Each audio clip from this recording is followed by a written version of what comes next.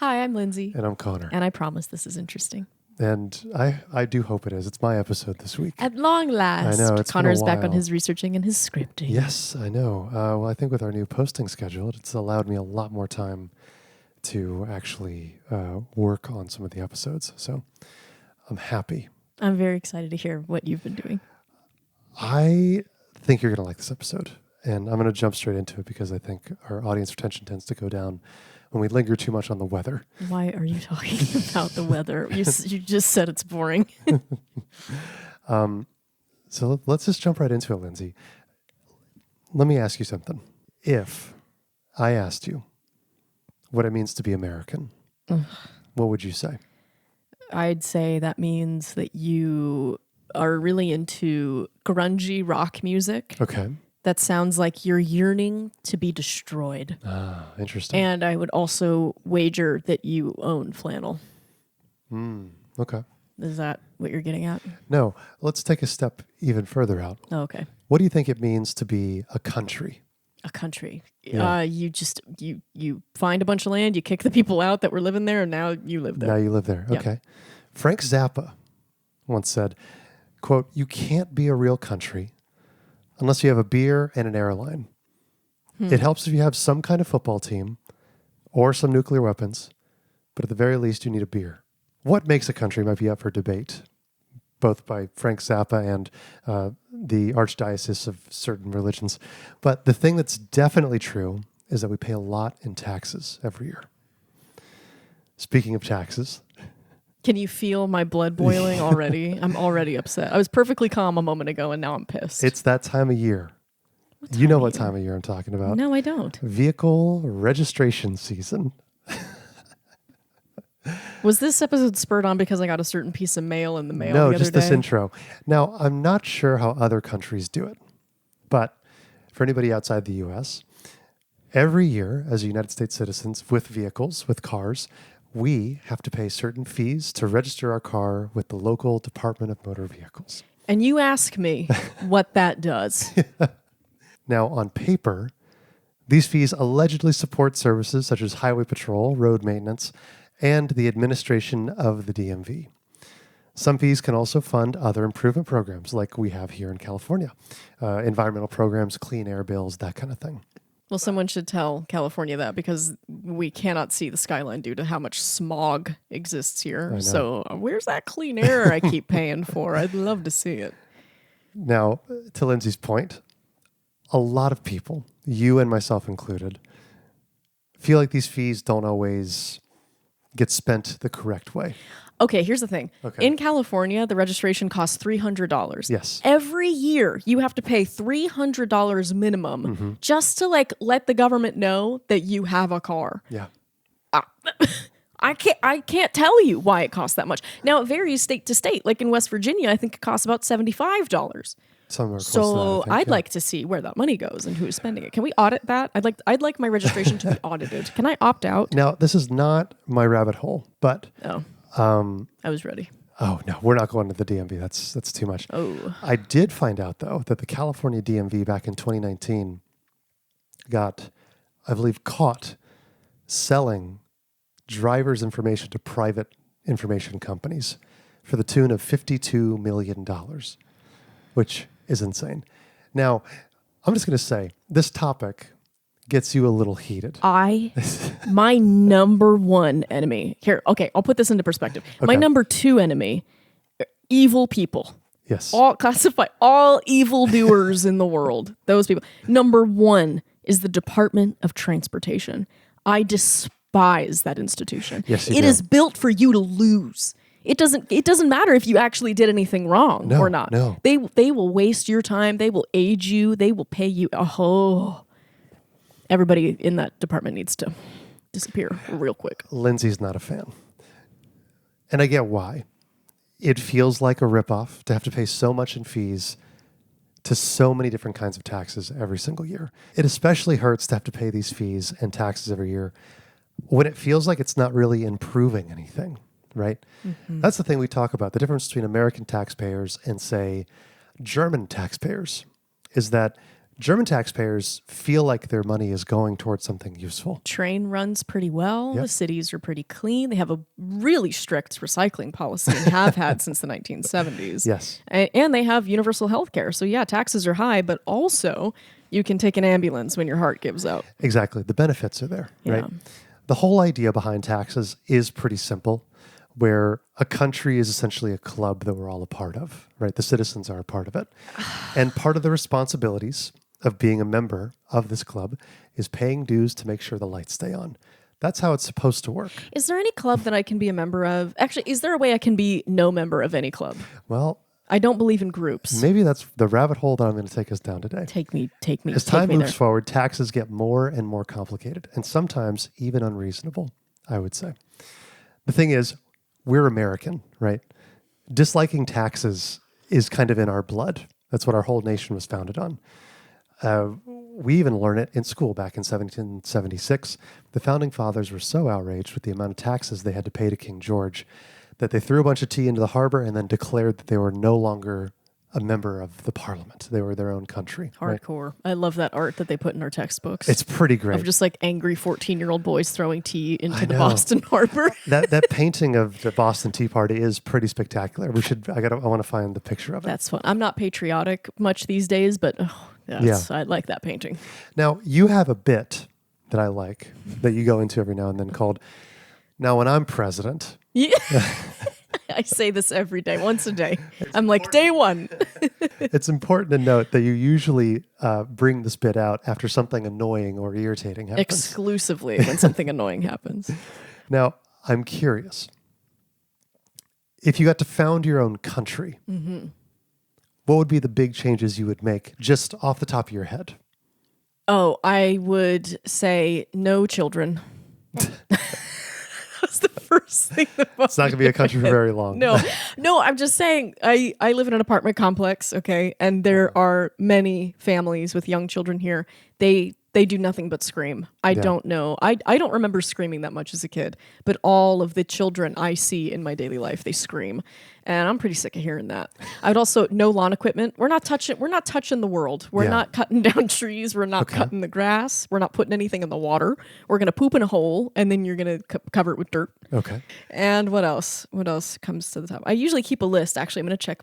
I have a list in my phone called Things I'll Do When I Rule the World. Uh-huh. And I'm just going to see what I've got in here. Okay. Oh, the first thing on this list Oh, boy. is no national anthem before a sporting event. We know where we live. Okay, I said, landlords have to live on the grounds that they rent out. I think that's a pretty good rule. Right? Okay, if you're going to rent it out, okay, fine, but you also have to live here. Yes, so I think that's a what great kind of rule. conditions you want to live in? I put no one can make more than $250 million. I could be wrong. I read this book on economics in high school. Okay, so that's where this number is coming, like living in my head. Okay. But I read that some economists have come to the conclusion that above making a certain amount, like your life cannot actually improve anything. Like you can spend all the money that you make that day and it has no virtual effect on your life. Right. And I think that number was $250 million. So that's as much as anybody can make. And when you make that much, you get a bust in the public park. Yeah. And you get to name a building after yourself. That's great. But then all the rest of the money goes back to the country or whatever. Telemarketing is a felony, punishable by death in the public square. You better be calling me for a purpose. No more rating things. We've gone too far with the child proofing. I think I mean like rating movies. Oh, like movie ratings. Yeah, because that whole thing, like how movies are rated, ridiculous. Who cares? I think a child overhearing a curse word is not going to turn them into a serial killer. Yeah. Okay? The MPAA likes to make a lot of big claims about that kind of thing. Yeah. And I have some other ones on here, but they're a little bit more divisive. I think that's great, babe. I like your list. Well, what if I told you that there was a country that you could become a citizen of today? No taxes, easy citizenship accessibility, and most importantly, no DMV. I'm hooked. Tell me. It's a nation known as the Principality of SEALAND.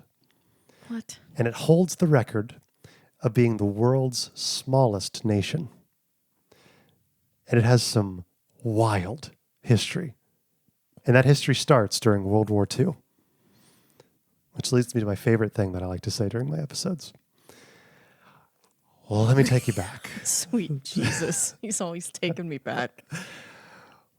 World War II. Your favorite war is World War One. Yes. But World War II, I like World War II. World War II is pretty good. That's a pretty good one. It's a big war. As big as the world, As we all know. one could say. As one could say. Everyone was involved. But we want to focus on one specific country. Switzerland. England. Oh, okay. Germany was laying siege to the United Kingdom, Yeah. right? Big problem. Yeah. England was not doing well. No. It was looking bad It for was a and couple it was years there. kind of the last bastion at a certain point in the war. In order to combat the Germans, the English government built multiple offshore sea fortresses out of concrete and steel. These fortresses looked much smaller versions of offshore oil drilling platforms. You know, like the big things that are kind of floating in the ocean, that's just drilling down into the. I don't know where they drill. I'm assuming into the ocean floor.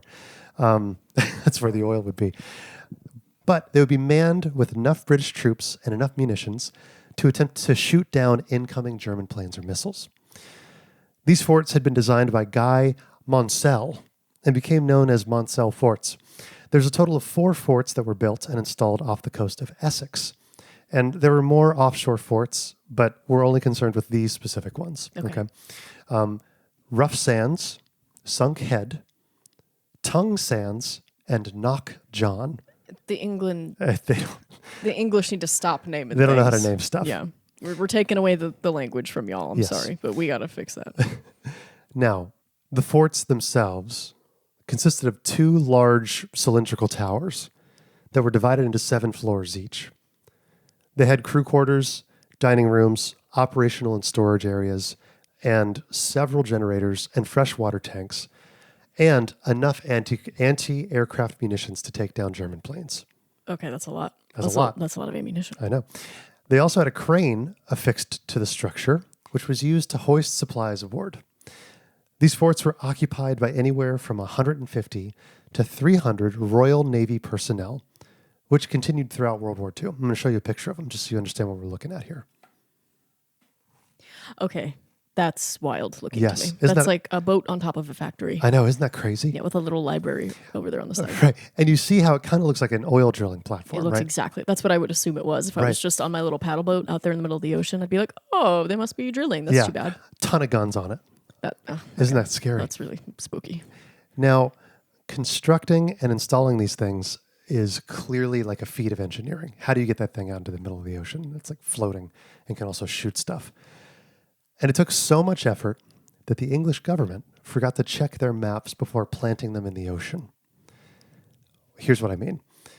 International law dictates that international waters begin 3 nautical miles off the coast of any nation, Okay. right? Some of these fortresses were built well beyond 3 nautical miles outside of the coastline of England. Okay, so they're technically in international waters. They're technically in international waters, making them illegal installations in international waters by the British government. right. That's something England and America have in common, is taking just- land that most definitely does not belong to them. I was gonna say, England, the English Empire is the best at doing that. Yeah. They love doing that. But it was wartime. Okay, And yeah. so people kind to of be fair, look, looked over it. It's like, just the Nazis are involved. Exactly. Yeah, What do we bigger need to fish do? to fry. right.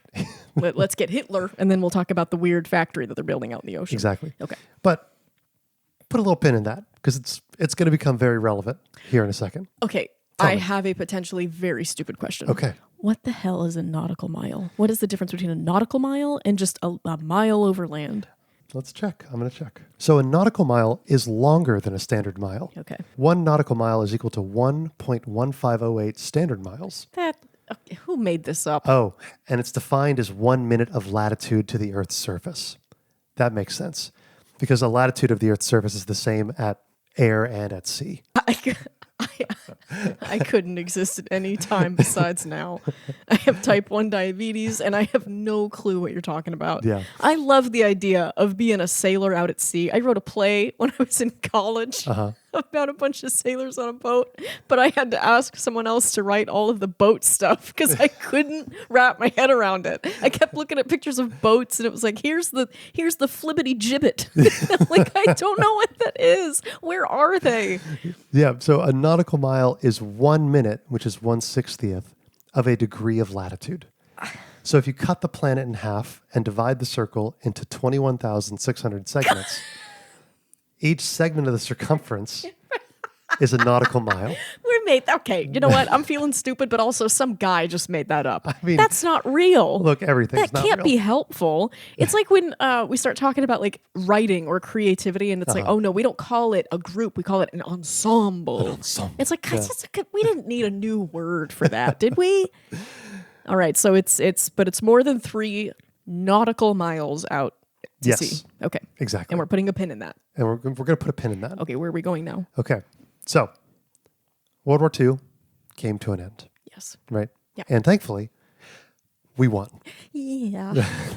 Or at the very least, Germany lost. Good work, everybody. Yes. Yeah.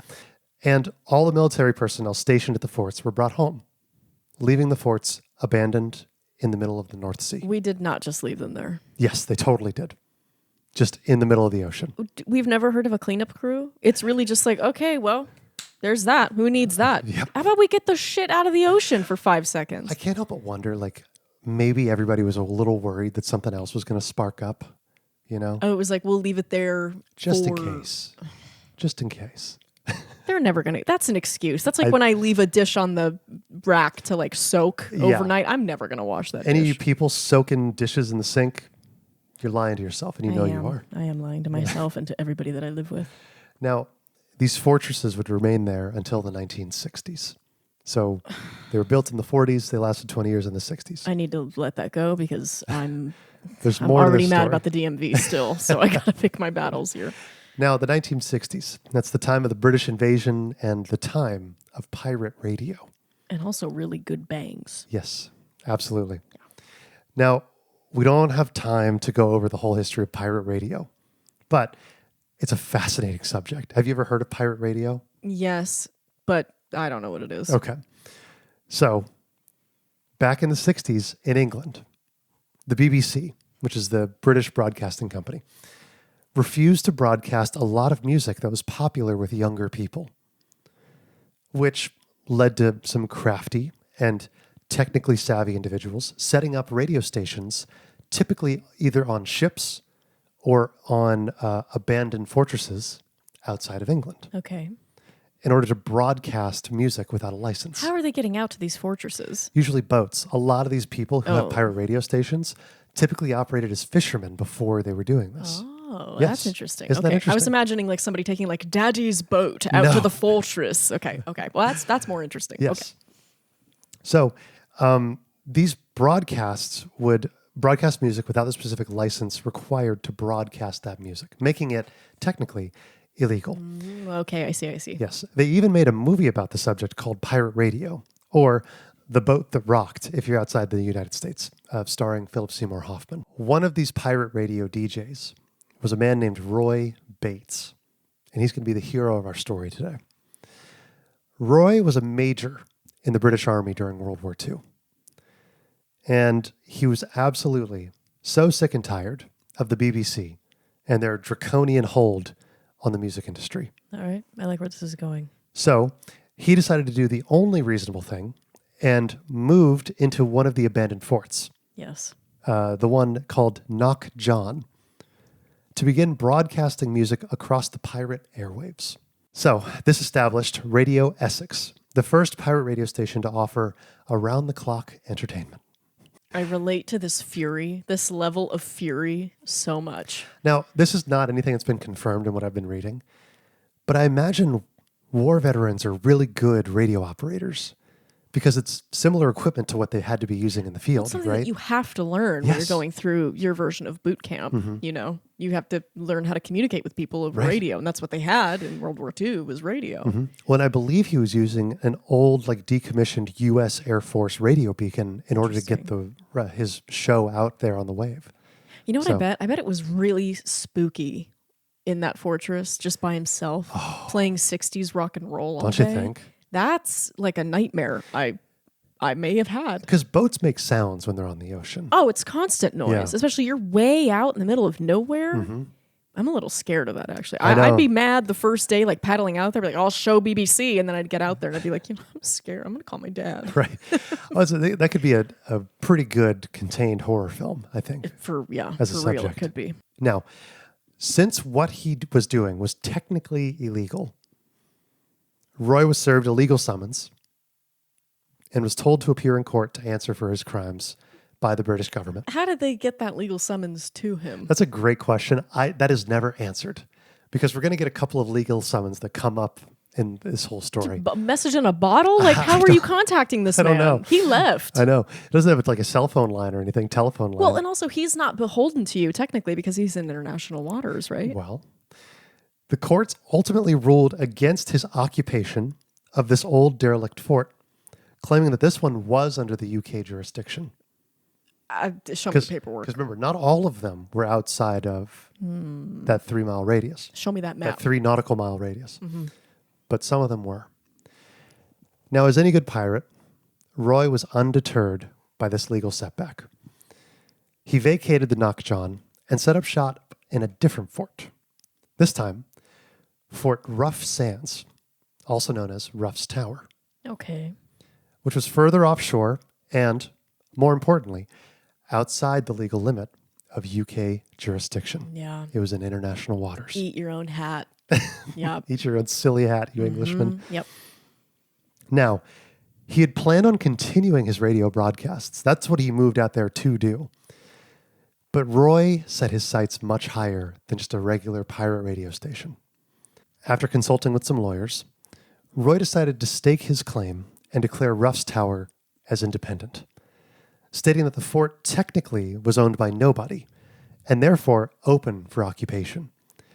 So, on September 2nd, 1967, he brought his wife, Joan, and their 14-year-old son, Michael, and 16-year-old daughter, Penelope, and several friends and followers, I'm assuming, of the radio station, and Roy officially declared the new Principality of SEALAND. He raised their new flag and declared that his wife would be given the title of Princess Joan. September 2nd was also her birthday, so this is kind of like a birthday gift to her. This is so funny. This is a little bit like when John Oliver and his team set up their church, quote Oh, unquote, yeah, that's right. just to show like how corrupt that whole system can be. I know. A lot of this feels like just kind of sticking it to the man because you can, Very much. you know. Now, Roy is a veteran, right, of the Second World War? Yes, he was a major in the Second World War. You can't tell this man anything. Absolutely When not. I was working at the nursing home, when COVID hit and we had a huge outbreak, we couldn't do anything anymore. We couldn't have art class. We couldn't have charades. We couldn't have movie night, nothing. So we were just going around from like room to room, visiting people individually. And I brought my ukulele to the door of a Navy veteran of the Second World War and started playing him Sea of Love by Cat Powers. He closed the door in my face. He was like, I'd rather die alone in here than listen to that for one more second. So good luck telling him anything. Exactly.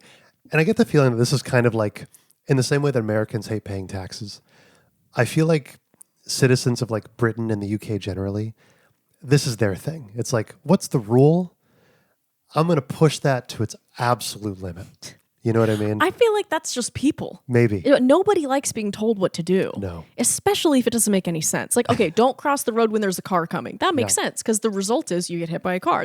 Don't touch a hot stove because you'll get burned. But no, you have to pay $300 for your car to be registered. Why? Why?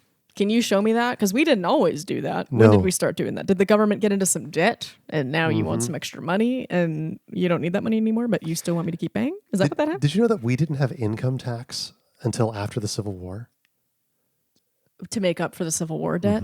And I'm going to guess that we have since paid off that debt. No. Okay.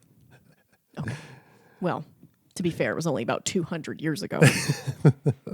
So Jesus. I feel the need to point out that the fort SEALAND was founded on is not exactly big. Yeah, I showed you a picture of it. And in the picture, it does look pretty sizable, right? It looks like a massive structure.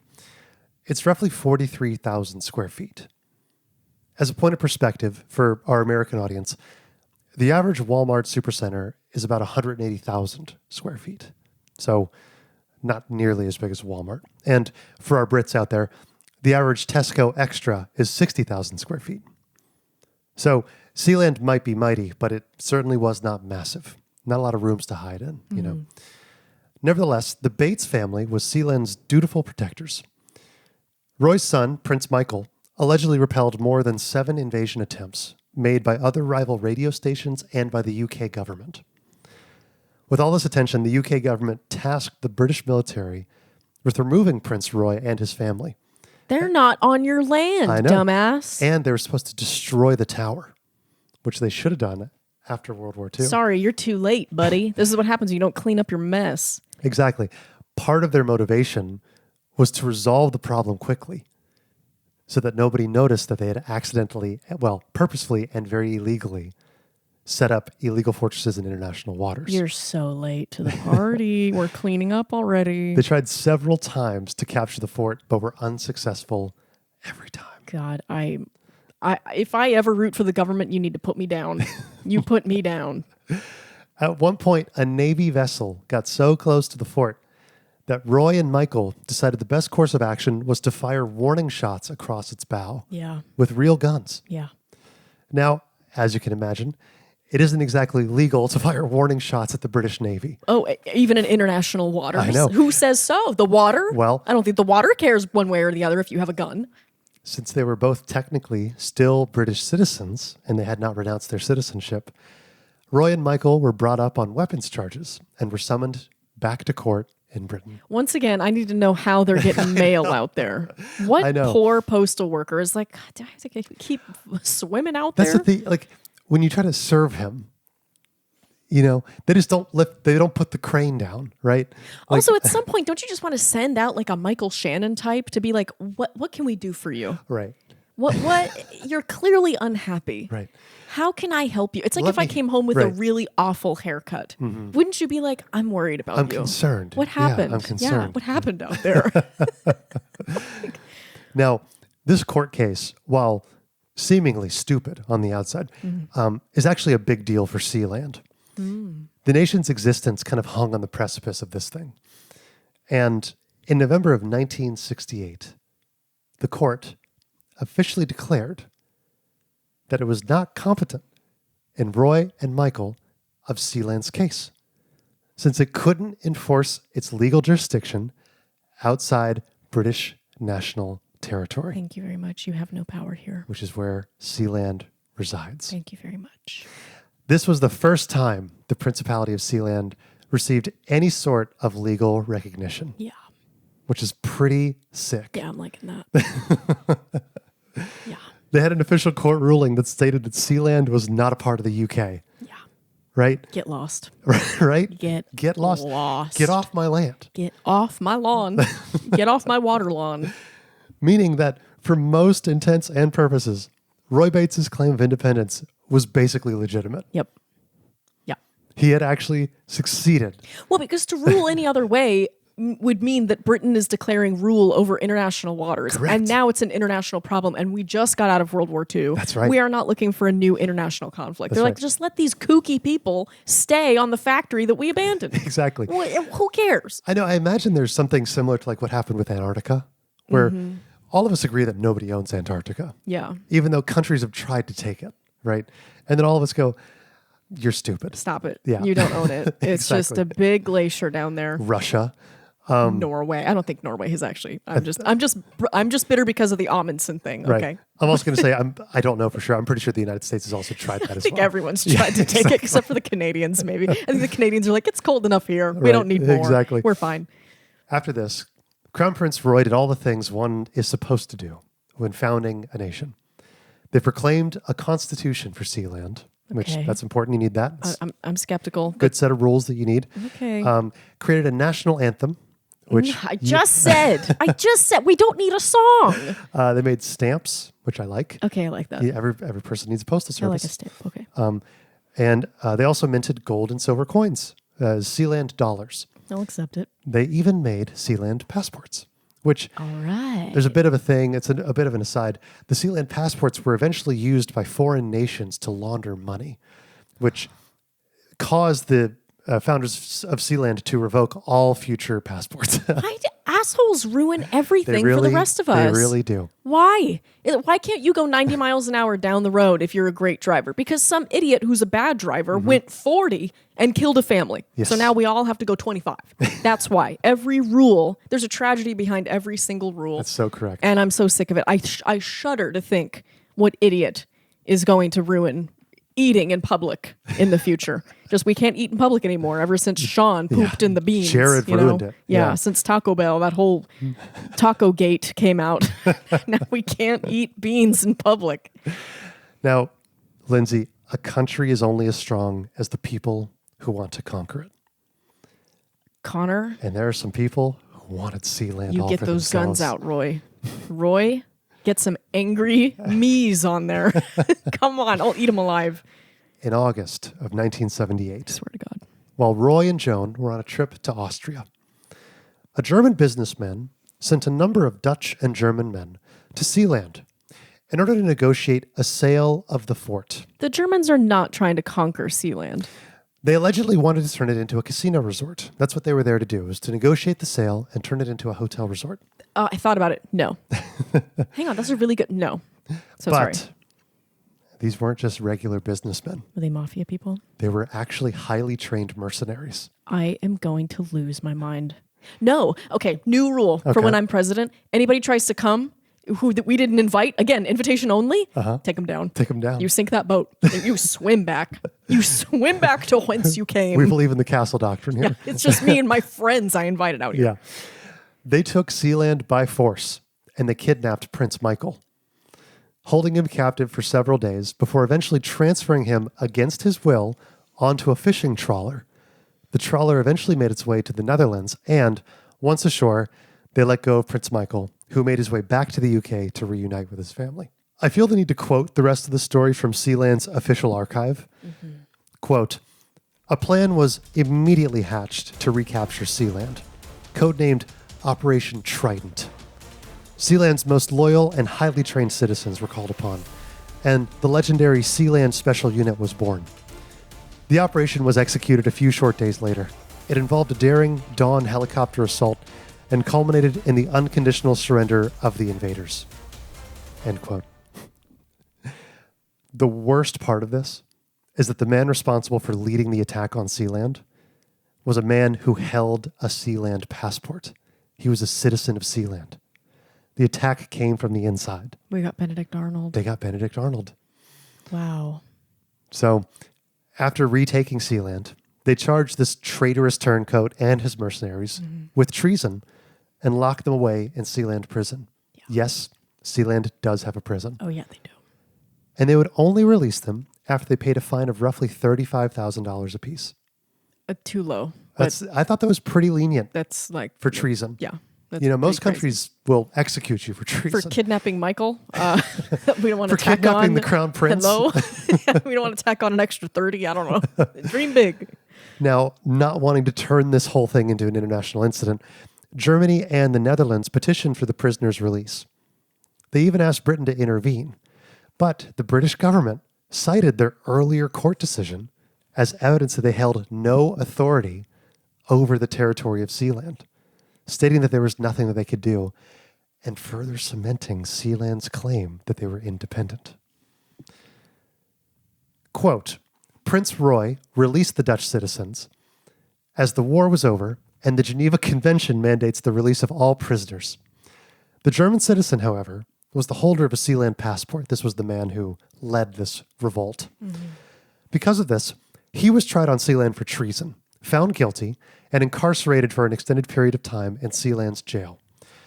Following this, in a sensational act of de facto recognition of SEALAND's sovereignty, Germany, the country of Germany, sent a diplomat directly to SEALAND via helicopter to negotiate the release of their citizen. Prince Roy, grateful that the counterattack did not result in loss of life, released the treasonous German citizen in a move aimed at preventing the bloodying of SEALAND's reputation. Now, I feel it's important to point out, this man would eventually go on to do the money laundering scheme with the SEALAND passports. So This is why you lock them in Lindsay's basement. once a traitor, always a traitor. That's the thing. Okay, here's the thing. I'm going to say something controversial. Everybody boy. hold on to your butts. Here we go. Some people cannot be helped. Yeah. Some people just need to go live in a sad little stone house far away from the rest of us. Mm-hmm. They're never gonna get nice. They'll just always commit treason. They're like those people who show up at Thanksgiving and ask you for money. You know, just hey, I've had a hard time, and it's like, yeah, you've had a hard 40 years, buddy. Like, how about you just try getting a job? I don't know. Just throw away the key. Yeah. Sorry, German guy, I know. but Another problem SEALAND faced was border disputes with Britain. So while Britain said they're outside of our territory, they didn't stop Britain from testing the waters a little bit. they can't help themselves. I know, they really can't. God, I see myself in This biggest test occurred when Britain decided to, for some reason, extend its territorial waters from 3 to 12 nautical miles off the coast, which that's a major upgrade. The day before the new territory took effect, Prince Roy made an official declaration and extended SEALAND's territorial waters by 12 nautical miles, which, if you look at the map, doing that meant that SEALAND would always have a pathway to open ocean.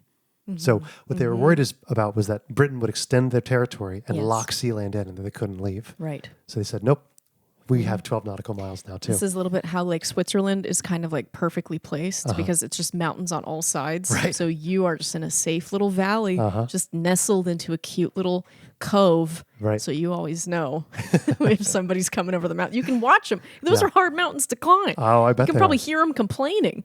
Like, I think we're being invaded. You better get ready. Again, I want to quote the archive because they write these things so wonderfully. Quote, no treaty has been signed between Britain and SEALAND to divide up the overlapping areas, but a general policy of dividing the area between the two countries down the middle has been assumed. International law does not allow the claim of new land during the extension of sea rights, so SEALAND's sovereignty was safely grandfathered. Some nations might have tried to use this as an excuse to try and subvert international law and claimed all the territory of the smaller and less recognized nation. However, this has not been the case. Britain has made no attempt to take SEALAND, and the British government still treats SEALAND as an independent state. So, even though Britain tried to extend their borders, and they didn't try to take SEALAND. SEALAND prevailed again, yet again, another argument for SEALAND's independence. SEALAND's history has been mostly calm waters ever since that. Wow. They did have a fire in 2006. Oh, dear. I know, which resulted in some minor damage, but they fixed all of it within the span of like 4 months. Did anybody get hurt? One guy who was actually on the vessel got evac'd by the Royal Coast Guard of Britain. And he was just treated for smoke inhalation and released the same day. He was totally fine. Okay. It's actually cool. SEALAND has a very good reputation with like the search and rescue or the Coast Guard of Britain. And they let them do search and rescue like test missions with SEALAND. Yeah, why not? The issue does not rest with the Coast Guard. Absolutely not. Fun fact about Lindsay. Oh boy. When I was in 4th grade, my best friend and I went to go see that movie, The Guardian, about the U.S. Coast yes. Guard with Kevin Costner and Ashton Kutcher. And it rocked my world. It's about rescue swimmers in the U.S. Coast Guard who, like, when there is in American waters, I don't know about international waters, I think they do some stuff there, but it's mostly American waters and like defense. But if a ship calls for Mayday, the Coast Guard is who shows up. Yes. And the rescue swimmer jumps out of the helicopter into freezing cold ocean waters, swims to the boat, and evacuates the crew one by one. It is amazing. Yeah. And I didn't know that was a job. So my previous dream going into this movie was I'm going to be a jockey. For sure, going to be a jockey. Sure. And then I left that movie and I was like, I'm going to be a rescue swimmer with the U.S. Coast Guard. That is the most amazing job. And I started practicing treading water in our above ground swimming pool. I was like, gotta engage the core. Gotta engage the core. And there's a very particular way you're supposed to jump out of the helicopter into the water so you don't hurt yourself. And I was practicing that on my little step stool and I kept making my dad watch me to see if the form was good. He's like, yeah, it looks the same as the last 25 times you did it. Nothing warms my heart more than a passionate kid with like no sense. Just wanted to join the U.S. Coast I Guard. know. That was my dream. The Coast Guard is honestly really cool. Like, I think the work they do is like truly incredible. Rescuing people from a sinking ship, dude. It's spooky too because the Yeah. movie is centered around the Coast Guard out in Kodak, Alaska. Oh boy. So the waters they're jumping into are literally freezing. That's a huge part of your training. It's like learning how to swim and like continue thinking straight when you're in freezing cold water. Right. And then you're pulling. You ever seen a man on a ship?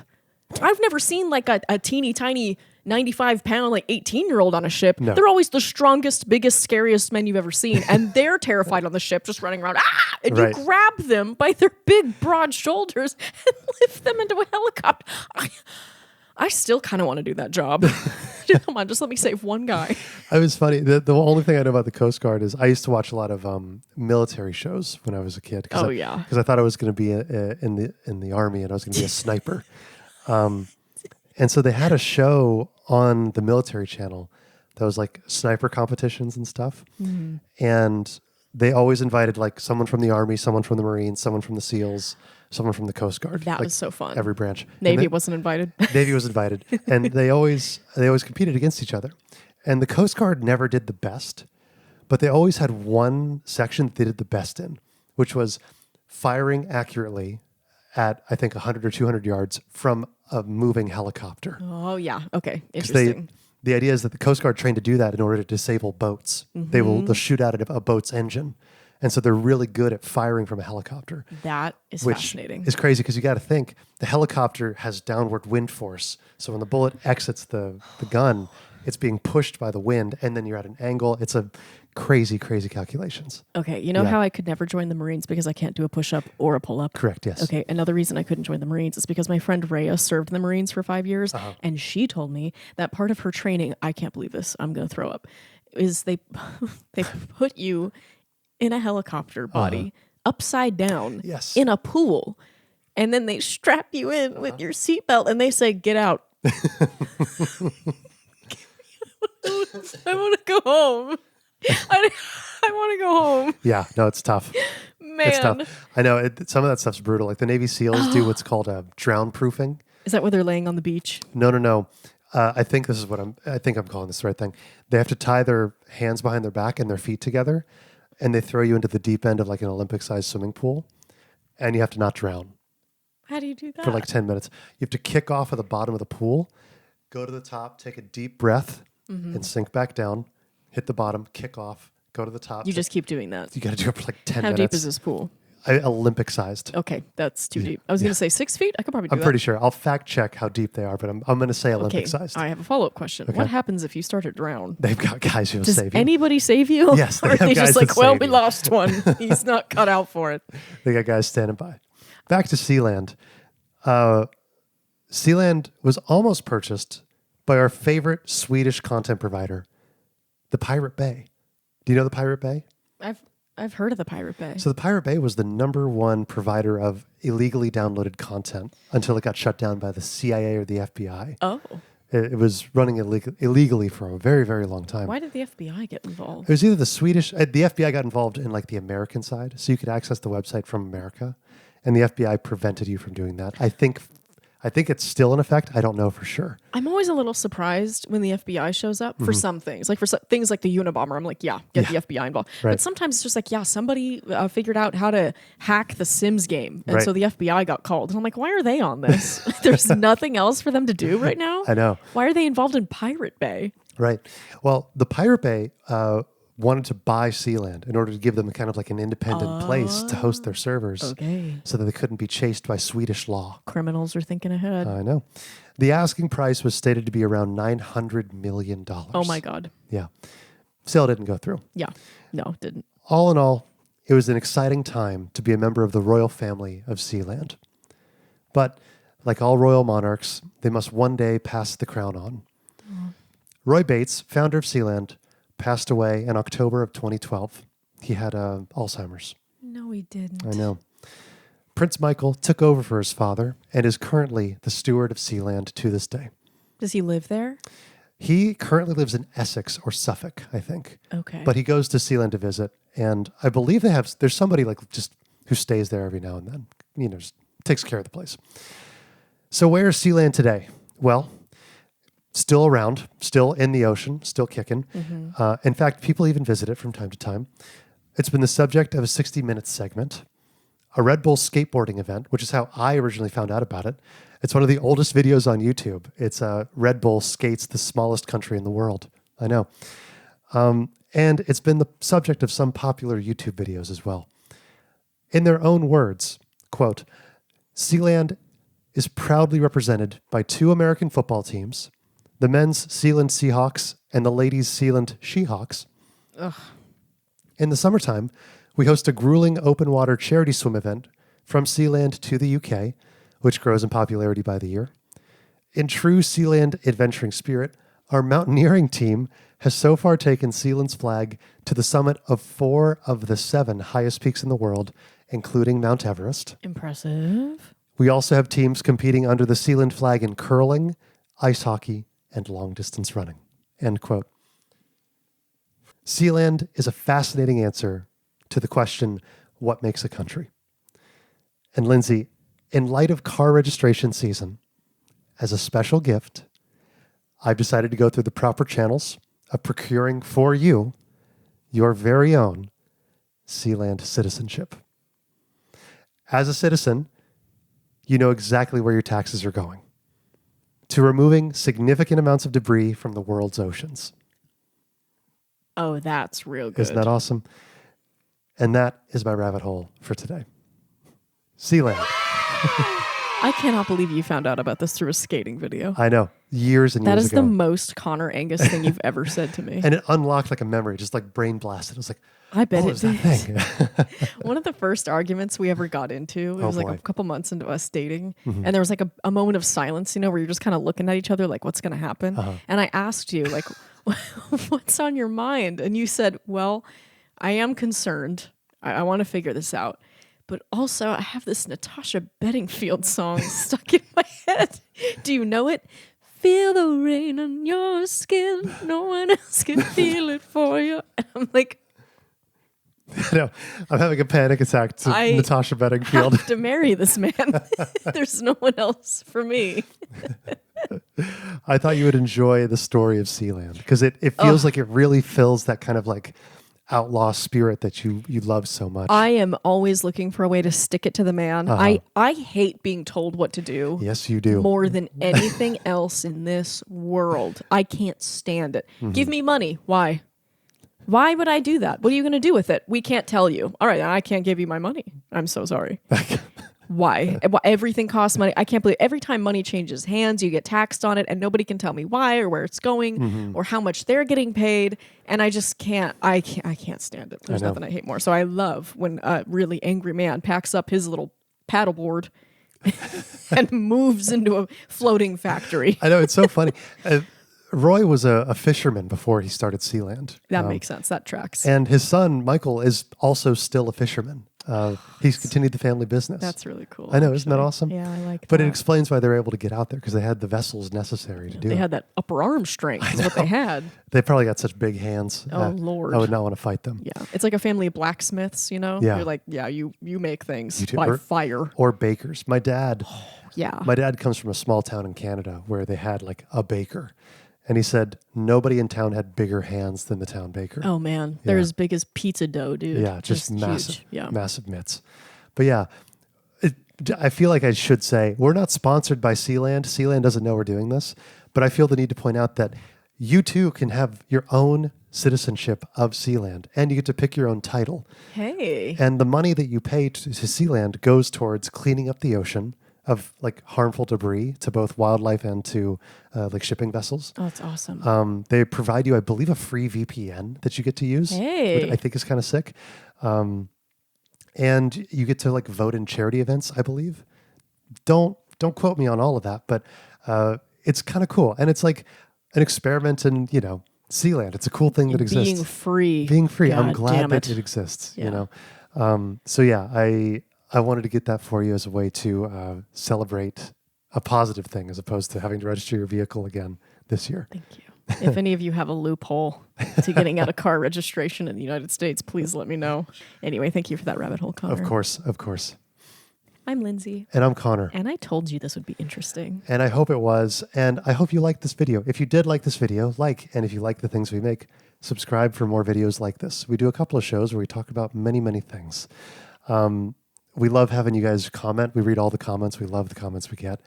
If you want to support us in some kind of way, we also have links to our coffee in the description. Speaking of that, we really want to thank our coffee members Yes. who, with their generous support, we were able to buy these very exciting and beautiful mic stands, that we're showing you right now. Mic stands. Our old mic stands were fine, but they didn't really fit the desk, and our legs had to be in weird angles. It wasn't comfortable. Yeah, you couldn't move your knees. So now we can move our legs thanks to you. So thank you very, very much. Thank you to our coffee members. You guys are amazing. The fact that anybody's willing to give us money for doing this is kind of insane to me. Yeah.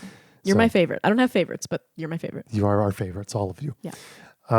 Anyway, links to all the things that we're talking about in this episode will be in the show notes, as Lindsay so dutifully provides every single episode.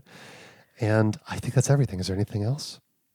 That's it. I think in that case, we'll see you next week. And I'll see you in 2 seconds.